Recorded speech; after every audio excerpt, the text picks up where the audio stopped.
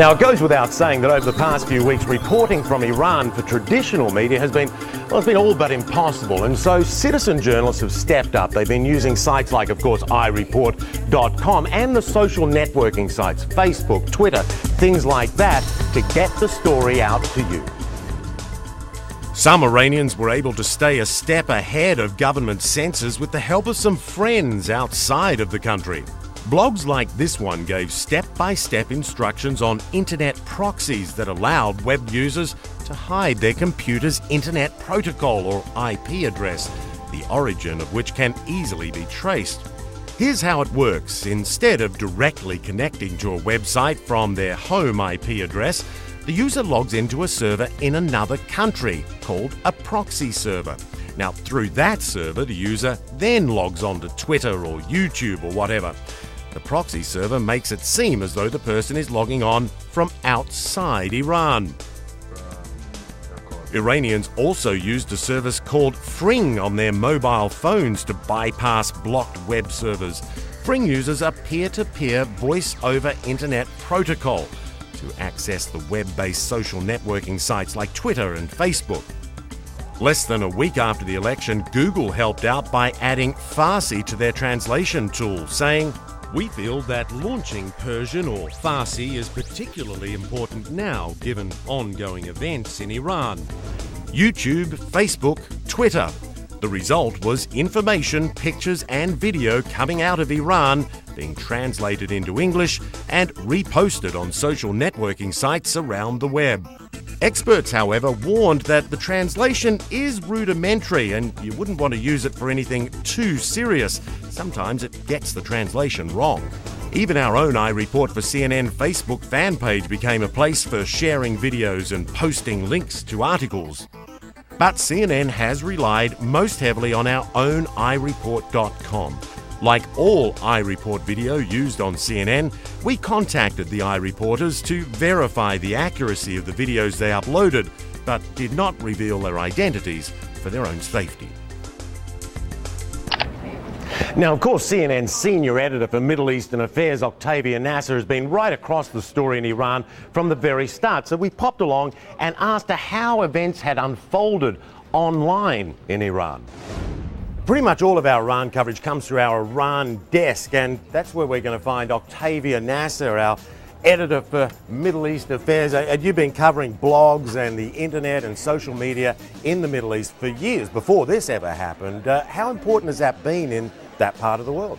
You know, very, very important. As a matter of fact, I would say it was key in the past few years. Anytime you wanted to know what's really going on in the streets of Tehran, you went to blogs. Iranian bloggers are very active. They talk about all kinds of issues from sexuality, homosexuality, politics, human rights. It's all very open. Open and online. Yeah. This was their forum. We knew this all along. And this was before election and election fallout. Years ago. Yeah. Last few years. And so when the election fallout begins and you start getting the protests in the street, you go straight back to the internet. What do you see? Well, what we saw a lot of buzz first, a lot of chatter, a lot of people talking about what's going on. And this is really leading up to the elections. During campaigning, they were very, very active online.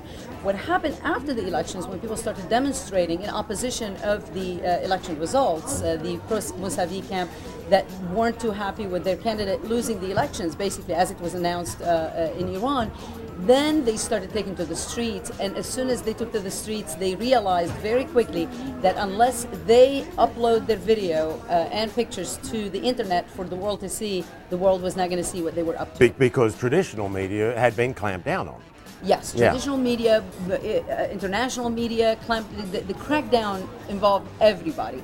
And then if you watch, for example, like I do, if you watch the Iranian channels, the local channels, the government-owned, government-funded channels, you didn't see anything about the demonstrations in the early days of the demonstrations. Now we're starting to see very controlled pictures. But you have to think, for about 10 days, the only source of information about what's really happening on the streets was from people. So Iranians basically figured, they're tech savvy, they are on the internet already. Use your cell phone, it takes a picture, takes a video. All you have to do is just upload it to the internet. They were really good at it.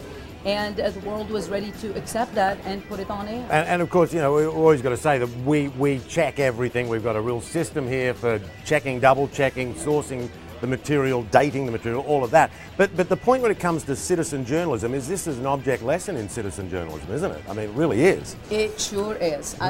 We have never seen anything like it, and the world is going to be different from this point on. Right. Now people realize, as a matter of fact, we're starting to see on other stories, people take pictures and post them. They think that they're going to have the same effect.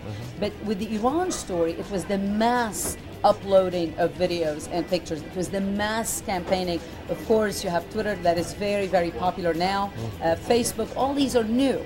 We didn't have those a couple of years ago. Twitter is now becoming more and more popular among not just Iranians, but in the Middle East and around the world. One thing that was important too was when the government tried to crack down on that, the government started to realize how tech savvy Iranians were, and the get around started, right? Absolutely. They were getting a lot of help from outside. We have to say that. So people were sending them, for example, IP addresses. So you use the IP address, then you change your IP.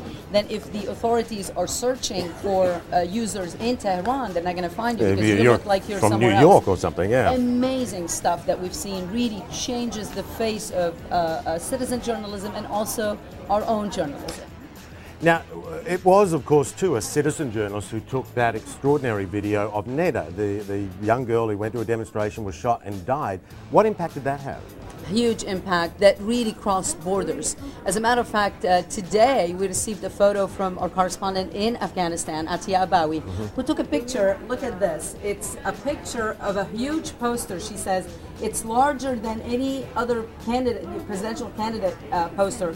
And what it's showing is the picture of Neda and basically saying you were martyred so others can be free. This is in Kabul, so it's reached there. This is in Kabul, and really it's not just a person basically talking about Neda. It's a huge poster that is hanging for all to see. But this is a story that touched everybody because you watched death in front of your eyes. This is something that mainstream media doesn't show in normal circumstances. It was a human being who was there at the protest, turned around, shot the video. You saw the last moments of someone's life, and then that woman became the symbol of a whole opposition. And then through the internet, the whole world knew about her. Honduras is in the throes of political turmoil, as you might have noticed, with the ousting and exile of Jose Manuel Zelaya.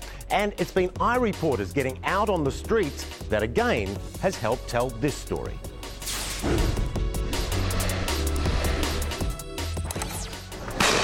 Honduran police fire tear gas and water cannon in Tegucigalpa in an effort to quell protests by supporters of the ousted president Jose Manuel Zelaya. This after troops removed Zelaya from power and sent him into exile. Zelaya later spoke before the United Nations as the international community condemned the coup and subsequent installation of Roberto Micheletti as provisional president. Our iReporters, who were in Honduras at the time of the coup, sent in these images. This is a protest in favour of the new president. This from iReporter Daniel O'Connor, who photographed thousands of demonstrators who took to the streets in support of provisional president Micheletti. O'Connor says he was only there to document the protest, but says that among some there was elation at Zelaya's ouster. O'Connor, an American living in Honduras, describes a diverse mix of protesters. He says shouts of Viva Honduras and democracy and peace and the national anthem could all be heard during the anti-Zelaya demonstration. Jennifer Johns captured these images not far from her hotel, which is next door to the presidential palace. Johns says she was working in Honduras when she was advised not to leave her hotel, which remained calm following the ouster of Zelaya. She was able to snap these pictures of the Honduran military, though, standing guard at the palace. Now, there are many ways to interact with us here at the program. You can go to our website, and that's cnn.com/iReport for CNN. You can interact with us there. You can watch the show online, see what's coming up next week. Now, let me just show you the next one. We're also on Facebook, facebook.com/iReport for CNN. And here you go.